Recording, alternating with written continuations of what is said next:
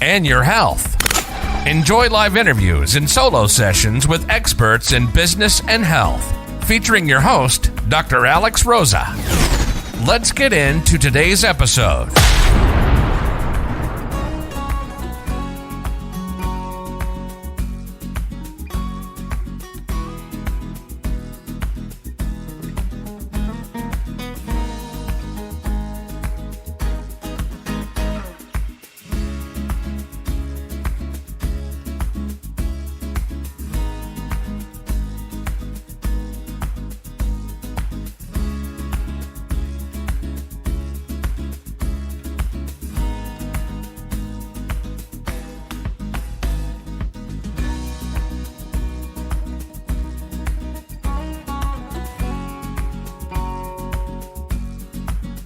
Welcome to In Your Business with Dr. Alex, where we get all up in your business and your health.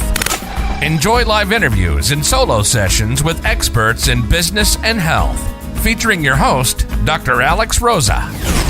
Let's get into today's episode.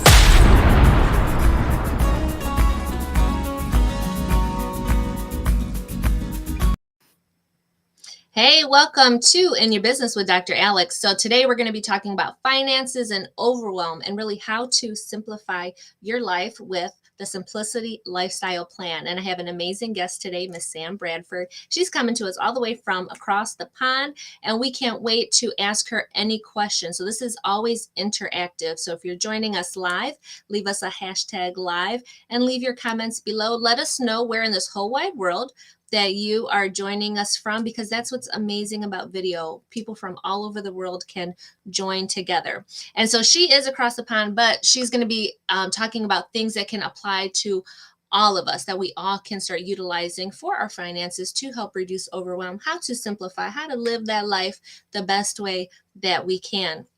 And so I'm going to bring my lovely guest on, Miss Sam. Hi there, girl. Hi, Alex. How are you today? I am so good.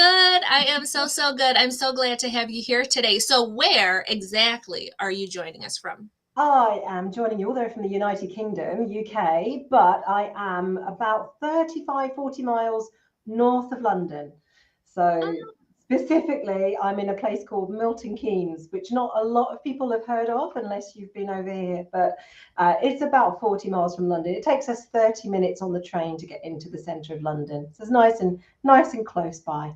Oh, beautiful. You know, and we met a couple of years ago in a kind of coaching program, and you were in at midnight all the time.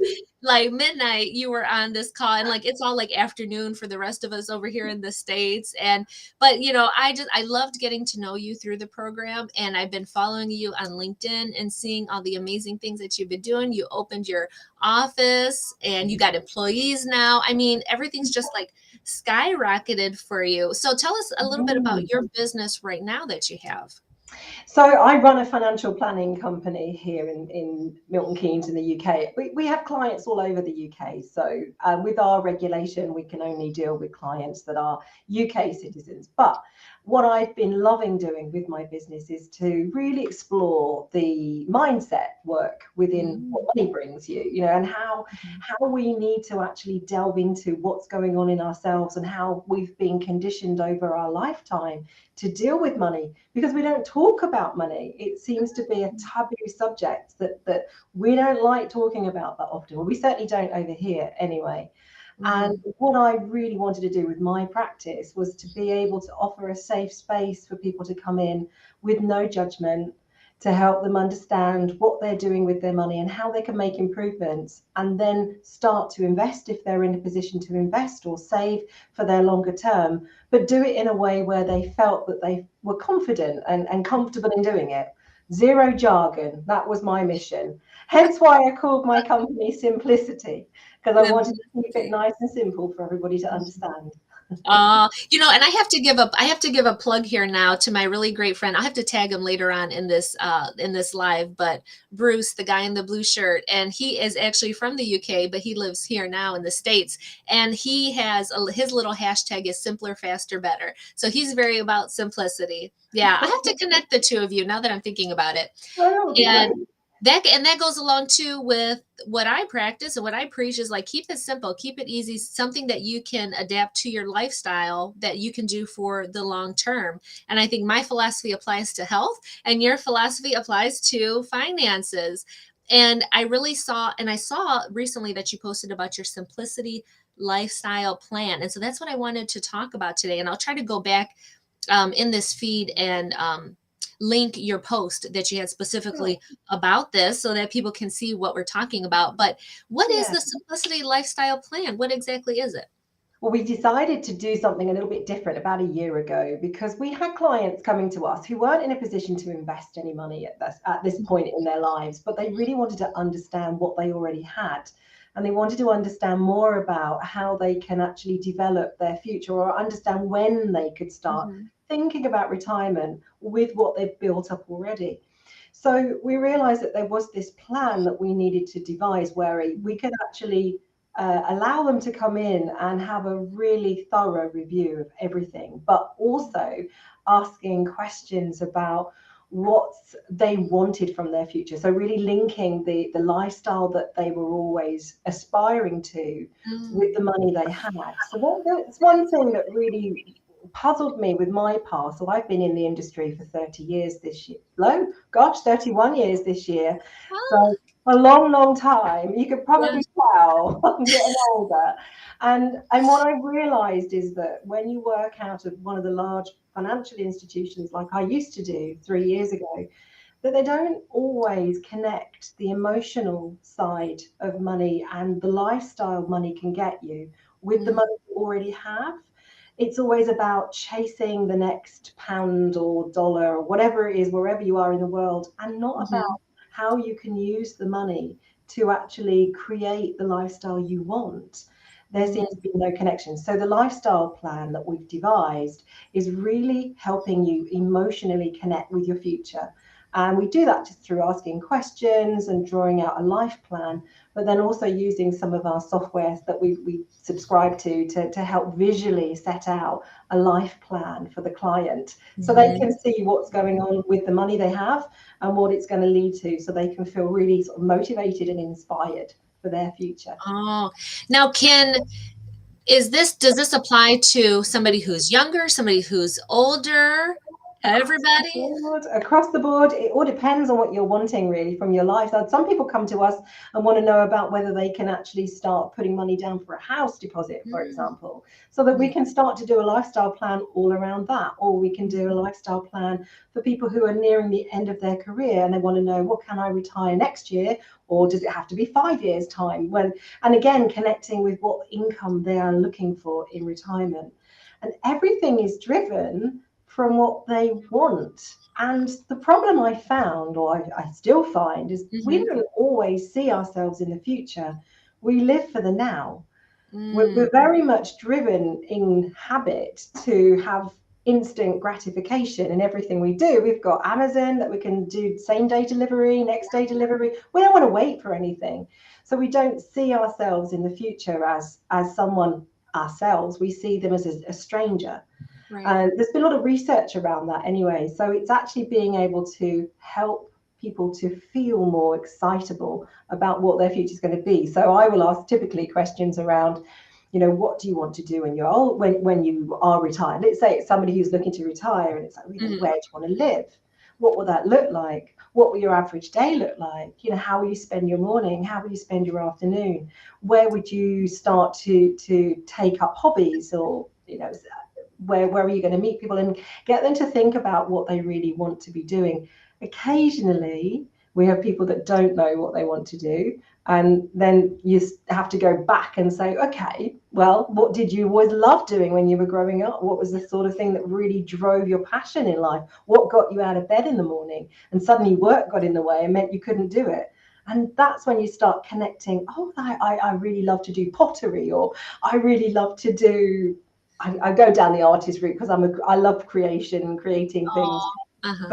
But yeah, it's just about understanding what people want to be doing and then getting them inspired. Oh, well, and that's very similar to the approach that I take when I'm thinking about people's health. And when they come to me and they have all these like ideas, and typically everybody's like, I want to lose 10 pounds. I want to lose 15 pounds. And I'm like, well, okay, but what else? Like, what else is going on in your life? Like, what's the long-term vision? Like, what you got going on? And for a lot of the women that I work with, and it probably very similar to you, like with planning, we've got children who are getting older. Like I've got my oldest is getting ready to go off to college and start his own life. And, I'm thinking about my future, like about my future grandchildren. What am I going to do? What's my life going to look like? Where am I going to live in relation to my kids? And even for me, like I have that huge gap. I have like the 18-year-old and then I've got like the 5-year-old and the 15-year-old in the middle. So I really need to be really disciplined on how I'm thinking about my future and what I'm doing and how I'm setting myself up now. And now that I'm older and wiser, which I think is amazing too, by the way, about being an older mom, is you wiser, like, you know things you didn't know when you were like in your early 20s. So I feel like I got that little advantage there. But it's same thing like with your health. And I keep telling the women that come to me, like, what is the bigger vision that you have for yourself? Where do you want to go? And we got to start doing those things now and thinking about that now, because we're never going to get there if we're, focused on these little things here. So very similar to what you do. And I like too, because you focus on that more holistic aspect of finances, of money, of planning. And that's very what I do as well, looking at somebody in a holistic way. Because I know, girl, firsthand too, that finances can cause you some stress that is going to impact your health. Totally. And I know you have, and I know you firsthand know about that too with the clients that you deal with. Yeah, absolutely. And it causes so much anxiety. And the media isn't our friend here either, because they are so hell-bent on sensationalizing everything that's going on. And there's economic situations going on all over the world where there's markets, the stock markets are going up and going down, and it's really, really turbulent right now. And we make sure when our clients do come to us for investment advice that we sit down with them and educate them around what the different asset classes are and how their characteristics are. So what we don't want to be, while we're qualified to give advice, we don't want to be well, this is what we recommend and that's that. You take our advice and that's all. You don't need to know about the finer detail. Whilst I'm trying to simplify everything with my company name, I also want to help protect their mental health as well, because if they start to read something in the news or hear something on the internet or on the television, they're going to set themselves off into a spin if they don't understand it to any great degree. So part of our Simplicity Lifestyle Plan is talking about risk and talking about investments and how risk is involved in everything we do. Even just walking out the street, you're going to have risk, because you've got to cross the road at some point and you don't know what's going to happen.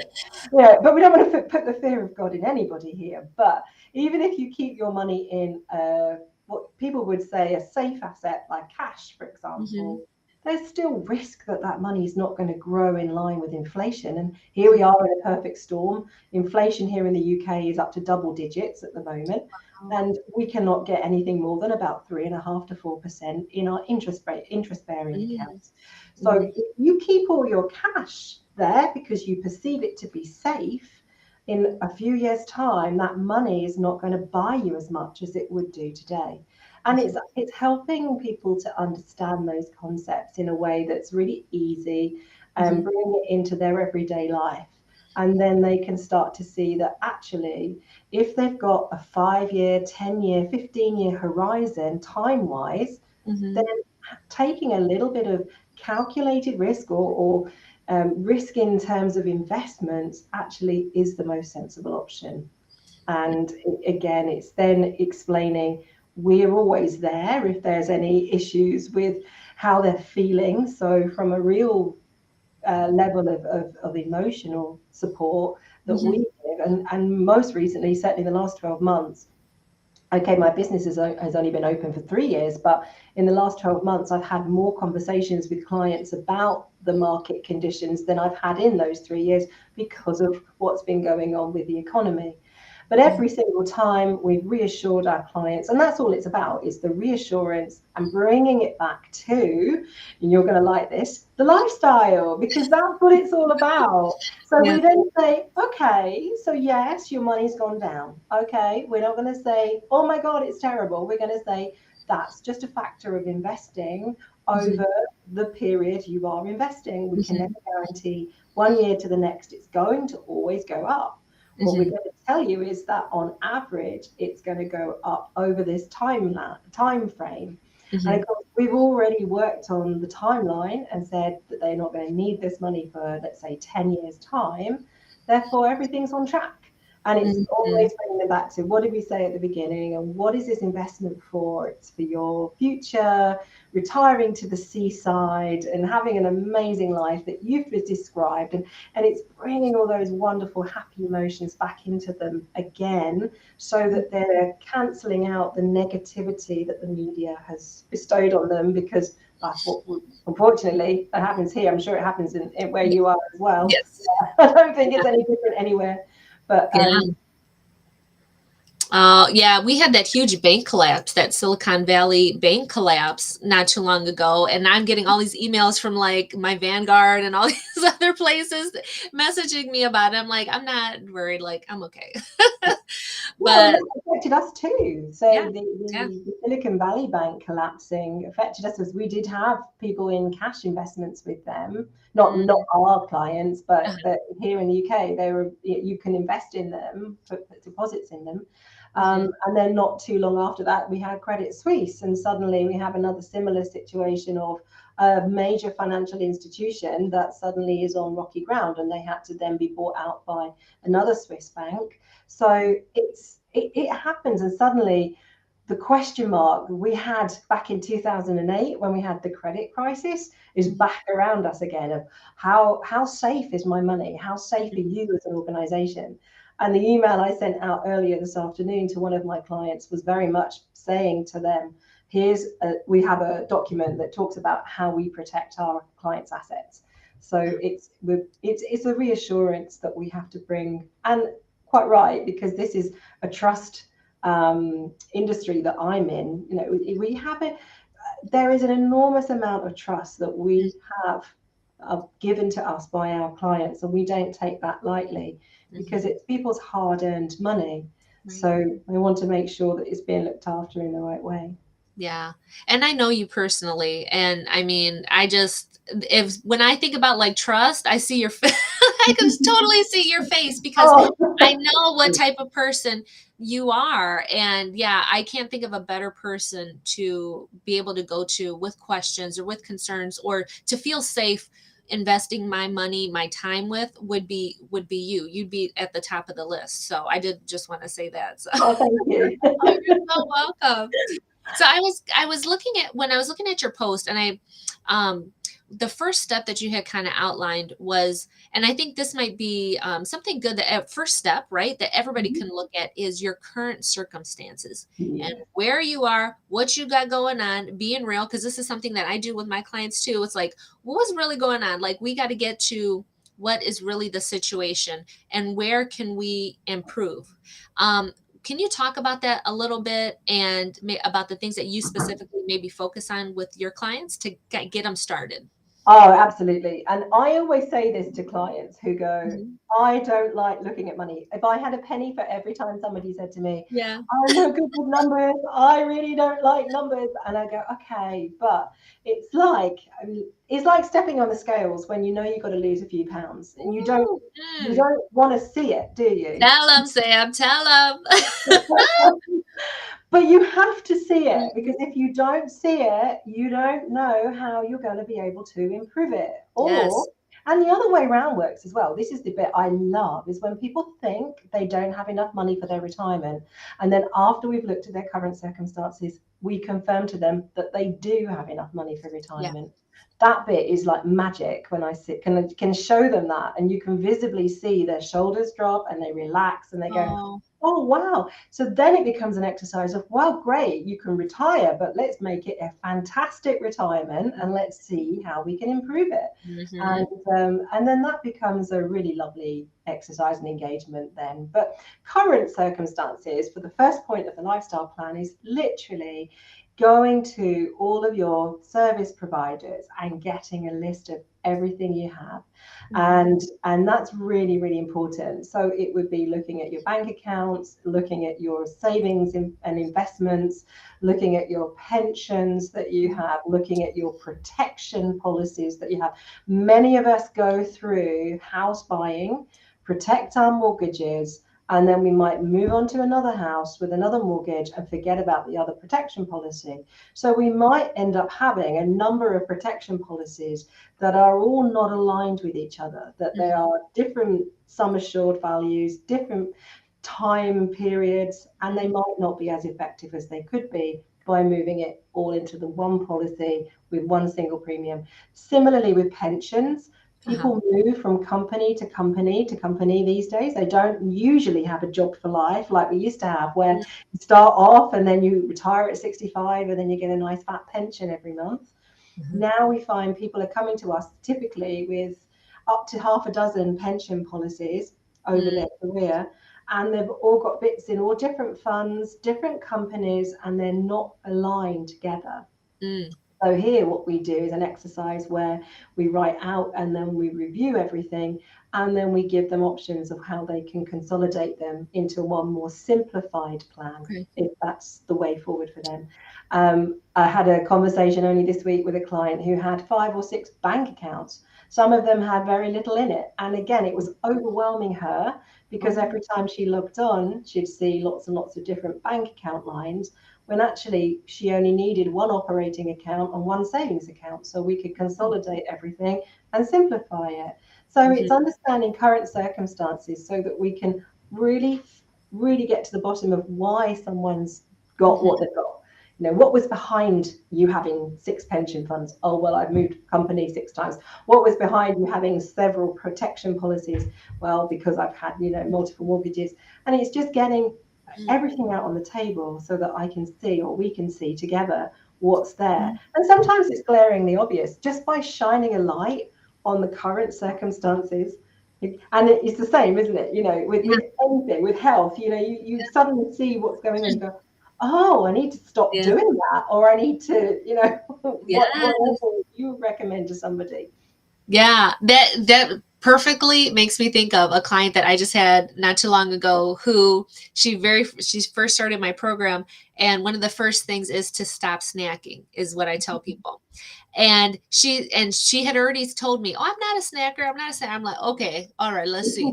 And within I think it was the first day. So she's a nurse anesthetist.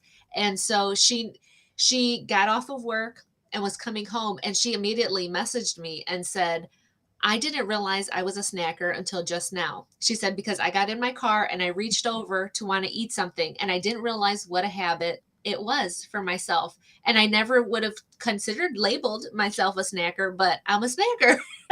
And she didn't even, it was oblivious to her. But until I told her, don't eat snacks, it would have never crossed her mind that was an issue for her, kind of inhibiting, where she wanted to be at. So just like that, those little things. And that's why it's so powerful to work with somebody who can make you see those things, because they're there in front of us. We're just blind to them until we work with somebody. No, exactly right. And we also then find that when we speak to clients, they give us little nuggets of information without realizing it. Just like, you've had your interaction with your client, that they actually would say things about their childhood, or they might make a limiting belief comment. I've always been told I'm no good with money. And so I'll jump on a question or a statement like that and say, oh, that's interesting. Tell me what was behind that. What experience have you had for somebody telling you that? And then taking them back to what's been going on for them growing up with money, and trying to really unpick what's going on there. Who told you that message that you were no good with money? And very often it's just a comment, a throwaway sometimes of a comment that somebody said, and it has no bearings on the person. They're a grown human being that has full capability of managing their own money, but they have told themselves time and time again that they can't manage it. And so they've just brought that into fruition that they can't manage money. So therefore, that's it. They're no good. They're no point seeing a financial advisor. So a lot of the work we do is to really go back to understanding who gave them the messages that they had growing up around money. Yeah. Do you find that there's a lot of shame around that as well? There's a huge amount of shame, particularly if people have made purchases that they don't feel great about, or if they continue to do that. So again, that's something that I have a couple at the moment on my current one of my Simplicity Lifestyle Plan clients, and he was an ex-professional footballer, and he in the grand scheme of soccer, he wasn't the top flight, but equally, as a young man, he was paid a lot of money. And of course, for him, that was money that he didn't get educated around how to spend. He just spent it. Now he's got a young child and another child on the way, and he and his wife have been coming in, and we've been having a few sessions. And one of the things that came out was that one of his shameful things when he had the money was that he spent on cars, which would have depreciated in value. And he wished he hadn't done that. He wished, what I have to try and help people with is that not to feel the shame or the regret, but to quickly turn it around into an attachment of, okay, so that happened. What are you going to learn from that now going forward, so that people can acknowledge the shame that they felt and let it out so that they're releasing it, but also to then turn it around to make them feel, okay, that was an experience I had. I didn't like the feeling, so now I'm going to make sure that that doesn't happen, or I'm not going to pass that on to my children either. I'm going to make sure that they're also going to be secure around their money going forward as well. Oh my gosh, that just made me think of actually, and when we were talking and I was editing a video, I was making a video almost about this exact thing, because about passing things on to our children, because both money and health grow. So the video that I was making was a client that I was talking to. I had to stop her like mid-sentence after she said this, because we were talking about, the things that she's buying and that she's eating and bringing into the home. She's got a young child. And she said that she didn't want to punish her son by stopping buying treats and snacks and all that by buying junk food. She didn't want to punish her son by not buying that anymore for him. And I'm like, well, hold up. What are we talking about? Punishment and food? Like, food is not punishment. Yeah. And I was like, we need to really talk about that more. I said, do you feel like you're using food as a punishment for yourself? And by changing your eating habits, are you punishing yourself? Or is this really a positive thing that you're doing for yourself? You just have all these negative emotions and stories attached to food. And this is a huge thing that we need to talk about. So girl, I was like, I said, we need to stop right there with that statement, because she was in turn putting that onto her son, onto her young son, and creating that whole story, that pattern right there. I said, and then he's going to grow up and turn right into that same type of person. I said, so right here, we can break the cycle around that, because now, so he doesn't have to worry about as an adult, because how many of us as adults are running around with this problem now that we established as a child. So I think that's amazing that you're already intervening with that and changing that cycle around that for him and their child. Oh, I love it. I love it. Well, and that's the thing. Unless we actually head it off and stop the pattern from repeating itself year after, or generation after generation, yes, then it doesn't change, and we just get the same problems happening time and time again. And I hear what you said about that and the whole conditioning growing up. So I grew up in a family where food was seen as almost like a punishment, or if I was eating something bad or perceived to be bad, I was a bad person. So so I never appreciated that actually having nice foods, but in moderation, was the way forward. And then you end up sneaking out and having something nice and then feeling guilty for it. And so that guilt is carried forward. And that'll be the same with money. So again, if if your patterning growing up has been around it being shameful for you to spend a bit of money on yourself because that person, let's say, and you can have extremes. So you can have parents who are super savers, so they just love saving money all the time, and they almost to the detriment of actually enjoying their own lives. Yeah. So you can have people that are, we call them accumulators, they just accumulate wealth all the time, but they don't know how to enjoy it. They don't feel comfortable unless they can see a certain amount in the bank account. They hold a lot of judgment over other people if they see other people spending. And yet, I think personally, there's a healthy habit that you can have where you are moving your money, having a flow to your money. So your money's moved into different pots of wealth that have got a purpose for different things.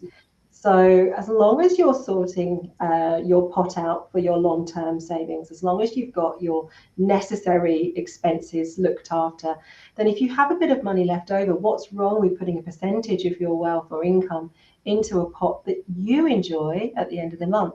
It helps get away from the guilt side and the shame, because you've got a designated pot of money that is there specifically for your own enjoyment and only your own enjoyment.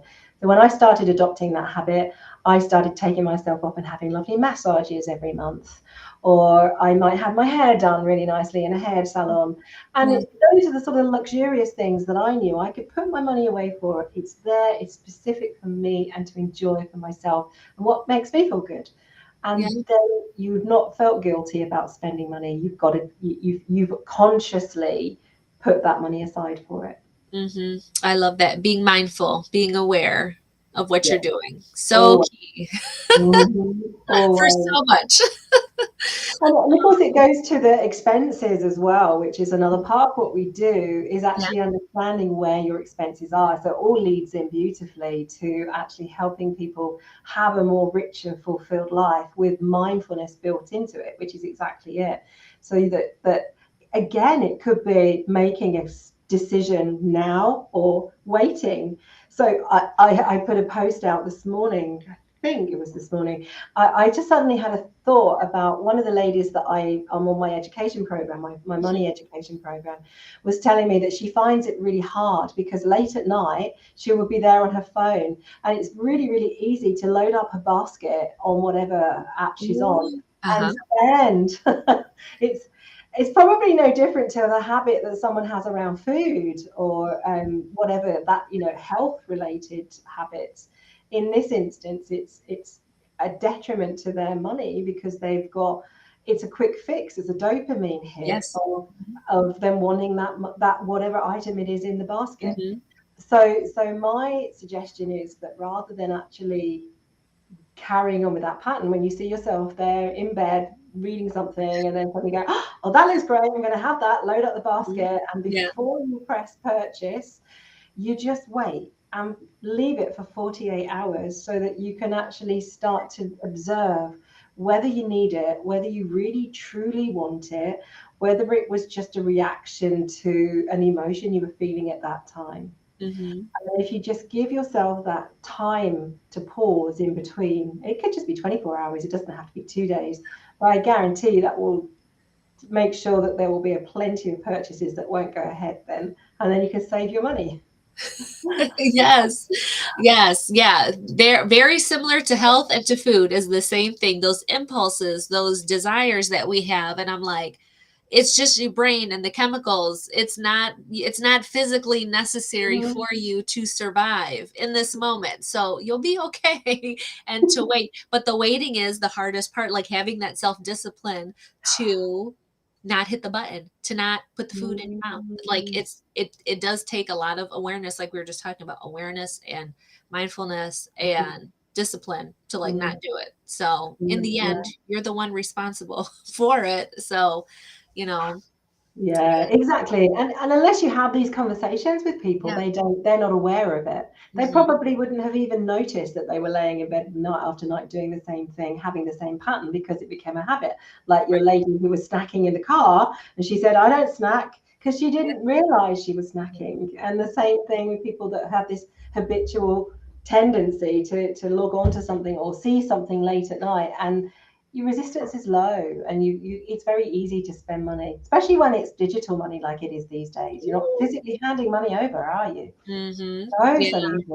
Load it up on So, a credit you card. know what? So you just talked about, and I don't know if you've thought about this either, but with especially with buying things online now, do you have any other suggestions for people who, besides the waiting before putting in your cart, do you have any other suggestions around like restraining yourself when it comes to online purchases or buying?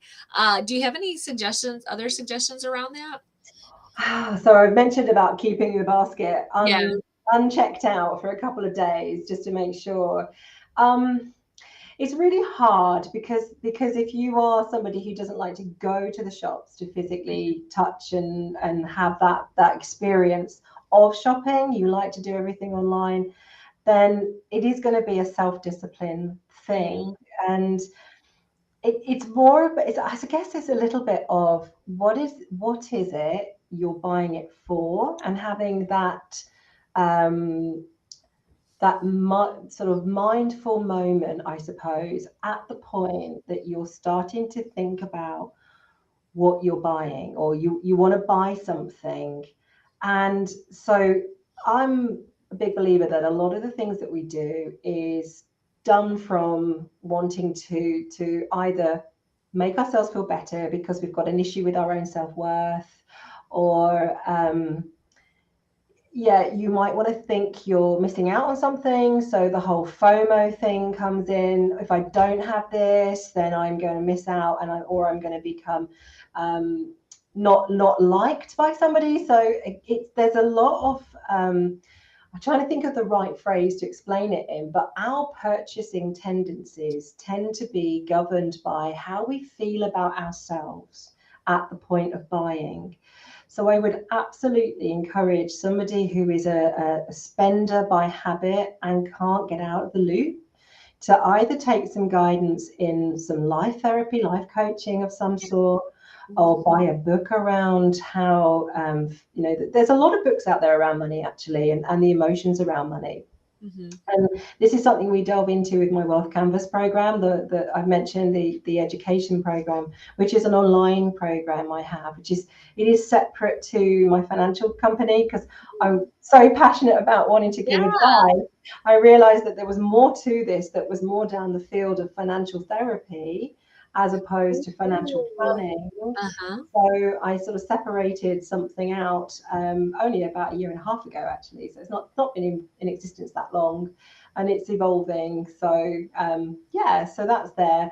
But I think it's just about noticing what's coming up. So, for example, a tracker chart, like an emotional tracker chart, where if somebody's disciplined enough to do it, a little bit like if you were giving someone a diet sheet of, let's talk about how you're feeling in any given day or any given moment that you're eating your food.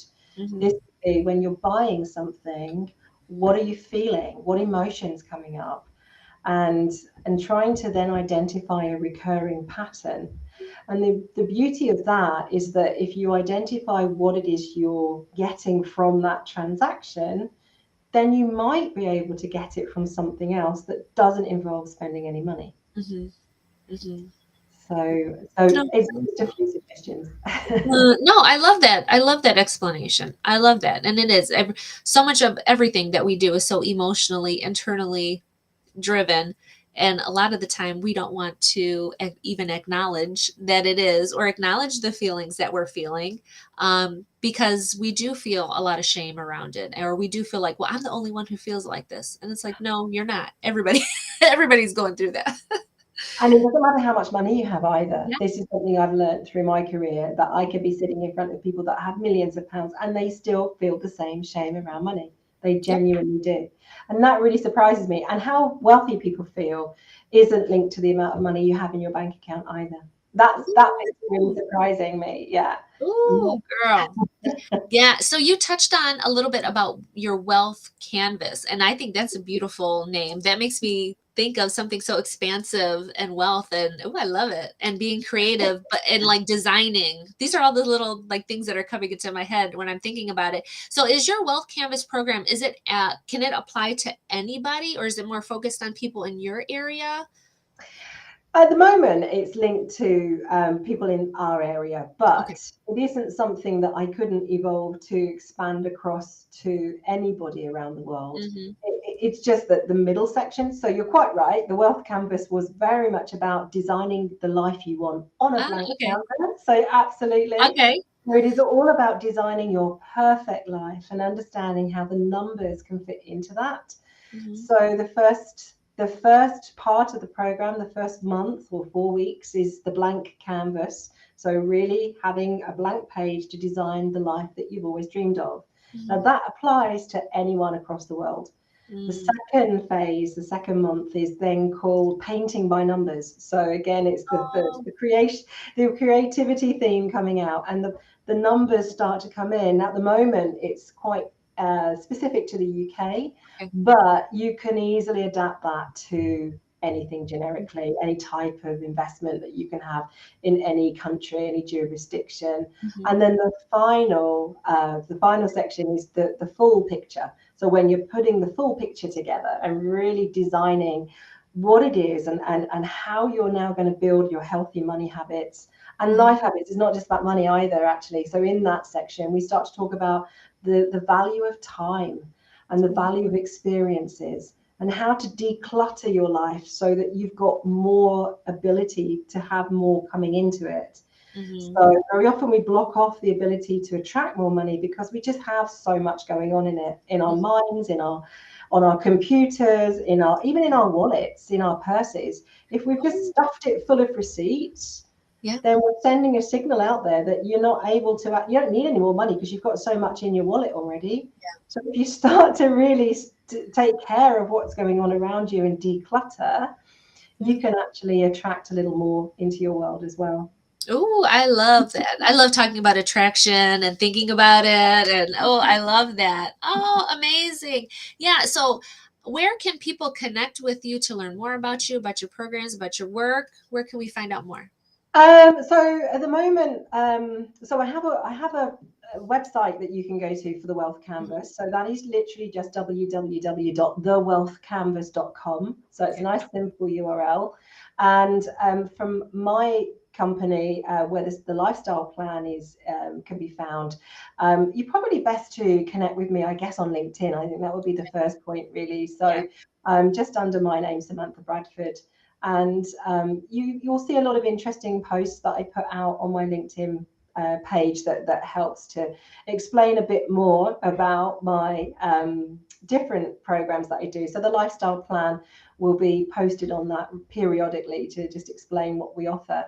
And and then the Wealth Canvas is completely different, is evolving all the time. So currently at the moment, in its current format, it's actually something I put together. I'm not techie at all, and I try my hardest to put in it all of my personality and everything else. But I've actually enlisted somebody professional now who's brilliant, a lovely local guy, and he's been helping me to just simplify it. Would you believe? Oh, yes.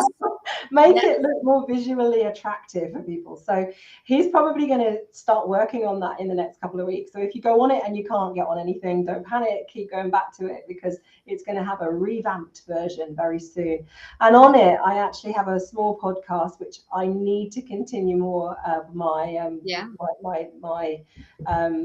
podcast sessions in it. I don't have that many, but I have some. But it's called Financial Chat from the Chicken Coop, because of the fact I have my own backyard chickens and I love them so much, and I wanted them to feature in my podcast. That's perfect. That's perfect. So I love chickens. I totally want to have chickens. I can't have them where I'm at right now. I totally do, girl. I buy fresh eggs from the local people. And it is my thing. I always tell my husband, I'm like, because we can't have chickens where we're at. I know some people have them, but you're not supposed to.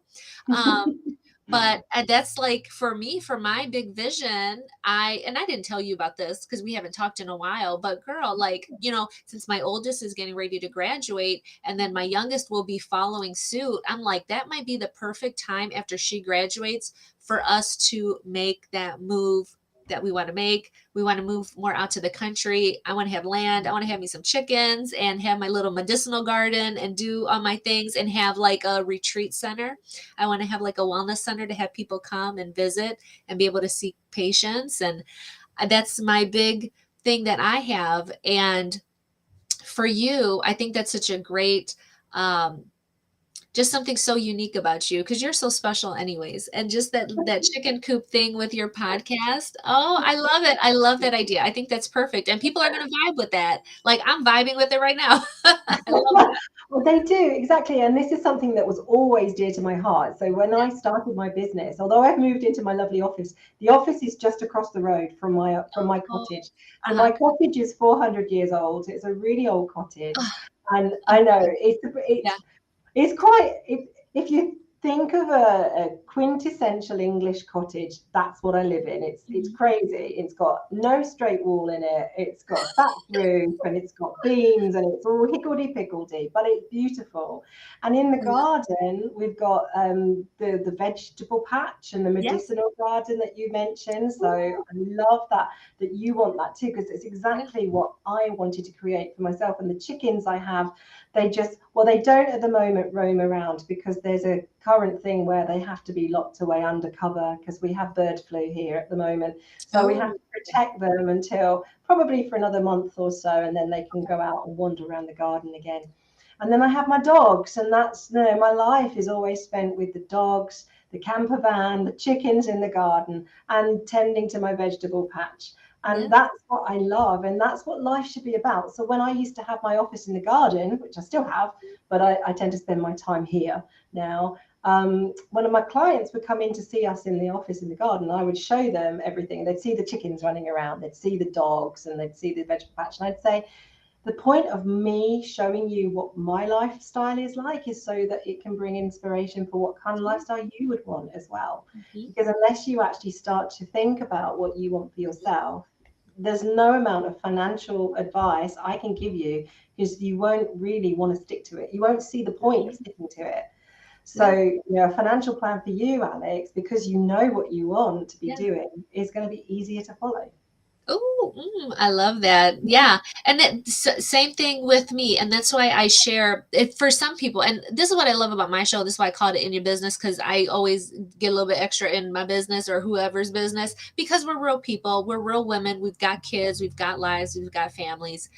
And for me, I share so much about, and I make so many videos, and I'm so, like sharing a lot of the things that happened with me and about my past and how I used to be very unhealthy and how sick I was and about the challenges that I had in my past, but kind of how I've moved through those into where I am now. And where we were just kind of talking before the show started, I'm so happy in my life now and where I am and with what I have going on. And, I share that, and I share my lifestyle, and I share my dreams, and I share, what I'm looking forward to through my social media, through my podcast, through my videos, through my posts.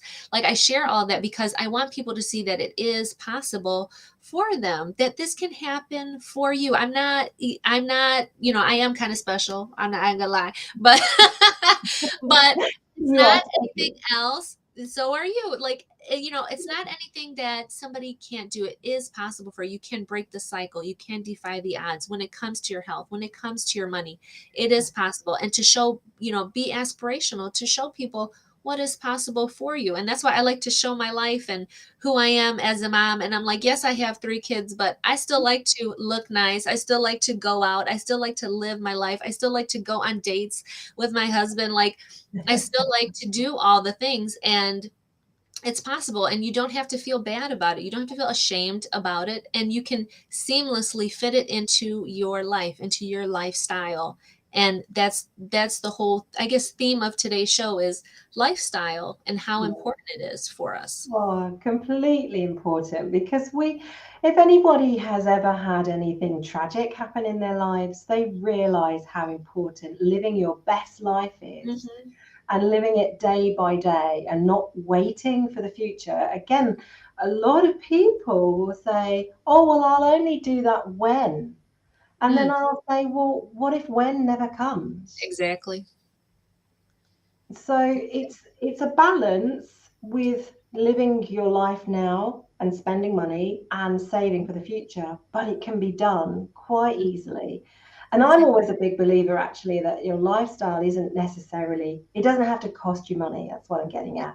You know, lifestyle can be really reasonable. It's just what makes your heart sing, what brings you joy. Exactly. The experiences, the feelings that you feel, that's what matters most. That's what matters most. And we're both about, we're both about experiencing life to the fullest and about impacting people and making a difference. And yeah, and it's the same thing. Tomorrow is we both know firsthand, we both have had tragedy in our lives. We've lost people. I've seen it my entire career in healthcare personally with my family, and then with patients I've taken care of. And it's like, tomorrow is not promised. Like, what are you doing with yourself? Like, what are you waiting for? And to take action. Yeah, and don't waste the time that you have. There's so much I could say about it, but no, me too, absolutely. And that's the most important message, isn't it? Live every single day. Yeah. And don't think, oh, I wish I had done that. Just do it. Exactly. Just enjoy it. Oh, get those chickens. You absolutely need to move into the country, have that land, have that medicinal garden and the chickens. And then I'm making all the posts about those. I know, yeah, make me some videos in my garden and all that. I can't wait. My 5-year-old is just like dying to plant the garden. So here in Ohio, it's still not safe to plant outside yet because it's still a little bit too chilly. And every day he's asking me, Mom, when are we going to plant? Are we going to plant the plants today? He always asks me every morning. And I'm like, not yet, almost. It's almost time. So there's going to be all kinds of posts and videos about me in the garden. I'm looking forward to seeing those. Yeah. Oh, I love it.